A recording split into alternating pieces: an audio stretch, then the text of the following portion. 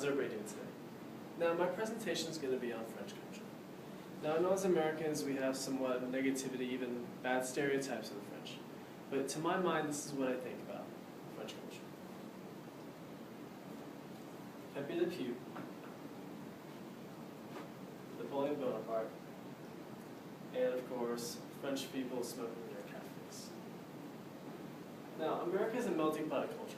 However, France is a culture that is unified by a single religion, ethnicity, language, and common heritage.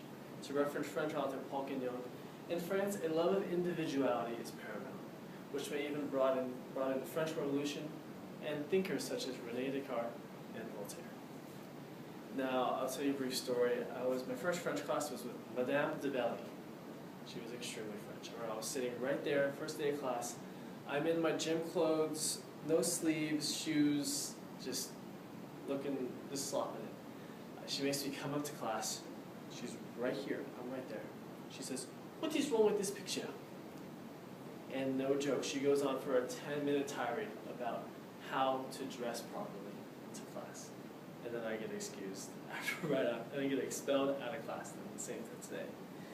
Now, in order to explain French culture, I'll explain it in 3 ways. First, French food and drink. Second, social relationships and lifestyle. And lastly, customs and traditions.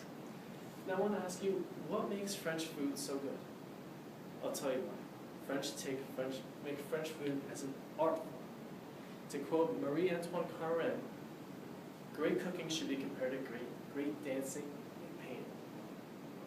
Forbes' World's Best Cities to Eat Well article states that France is the #1 city to dine in.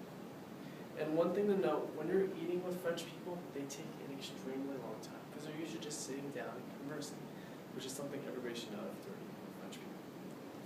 Now, the French meals of the day consist of a petit déjeuner or breakfast, which isn't really hearty. They don't eat a hearty breakfast. Instead, they have some crepes, coffee and tea, baguette, fruit, eat very light. In lunch or déjeuner, they eat much more. And the déjeuner usually starts between 2 and 4 p.m. and lasts between an hour and 2 hours. Now, I see a dîner, or dinner, starts at 8 p.m. as opposed to 6 p.m. in the States, and is a 4-course meal as opposed to a 3-course meal. And of course, we have to talk about wine when we're talking about French food and drink. French wine is absolutely unparalleled and unrivaled throughout the world, because of 2 concepts. First, the French have the best grape selection in the world. Second, they have a concept what's called le terroir, which takes into all these factors that make great wine, such as environmental conditions, climate, soil, steepness, and so forth. They compile all this data and give a certain score for each vineyard, region, and so forth. Now, as French food and drink, and meals are definitely greatly different from American society. French social standards and lifestyle differ even more. Now, when travel visits to France, you'll notice that art is absolutely everywhere. On the walls, on the sidewalks, bars, everywhere. My father used to tell me he'd visit these plain, simply run-down apartments, and he'd come back a month or a year later, and they'd be completely refurbished. People living inside.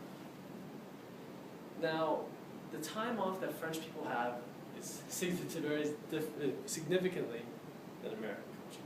The French have over 47 days off, as opposed to the Americans, only 13.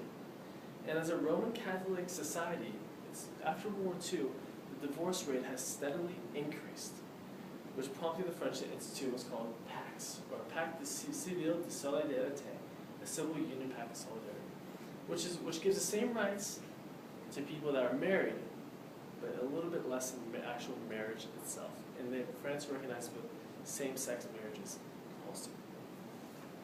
Now, though French society and way of life are remarkably different, they still value and celebrate traditions that have lasted for hundreds and hundreds of years.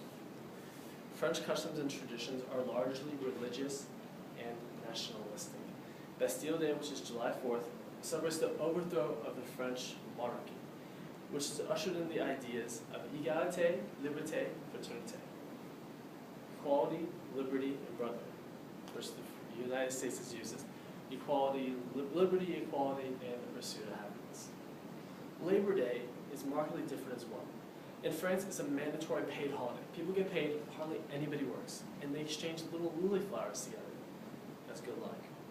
Now, of course, Christmas is coming up. The French celebrate Christmas a little bit peculiarly, a little bit different than American way. This usually starts on December 6th with a lot of festivities, light shows, so forth. And on the Christmas Eve, instead of putting put milk and cookies for Santa, they'll remove their shoes and put them under the fireplace. And of course, the next day, they'd have sort of goodies, gifts, so forth in their shoes. And lastly, my favorite holiday, La Poisson d'Avril, April Fool's Day, or April Fish in French. Now, everybody cuts out these little fishes with tape and stick them on people's bags. And the victim who gets caught is called La Poisson d'Avril, or April Fish, for the entire day. But the French take it even further. Newspapers and news stations will actually fabricate and deliver false stories. And the next day they'll debunk them and tell them that it's false. Now, throughout my presentation, I hope you guys learned a little bit about French culture. I hope it resonates in you. And as my final words for the year, is a quote from de Gandhi. Les hommes ne croient jamais les autres capables de ce qu'ils ne le sont pas eux-mêmes. People never believe others capable of doing that which they themselves are not capable of. Thank you guys again for a great semester.